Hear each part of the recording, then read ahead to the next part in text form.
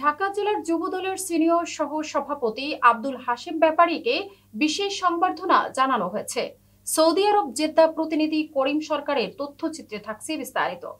মঙ্গলবার Jeddah international এয়ারপোর্টে দুহার থানার সকল নেতৃবৃন্দ তার আগমনের সময় ফুল দিয়ে তাকে অভ্যর্থনা জানান। সংবর্ধনা অনুষ্ঠান শেষে আব্দুল হাশেম ব্যাপারী ওমরা পালনের উদ্দেশ্যে মক্কায় রওনা হন। এ সময় তার সঙ্গে ছিলেন দলের অন্যান্য নেতৃবৃন্দ আমজাদ হোসেন, সাইমন, হানিজ সরকার, উজ্জ্বল, আব্দুল করিম, আব্দুল আউয়াল, মোহাম্মদ আল আমিন, মোহাম্মদ দুলাল, দিদার আলম, মোহাম্মদ রনি, মোহাম্মদ সানি সহ আরো অনেকেই। স্থানীয় নেতারা জানান, এই ধরনের অনুষ্ঠান যুবদলের ঐক্য এবং নেতৃত্বের প্রতি শ্রদ্ধা প্রদর্শনের একটি অংশ।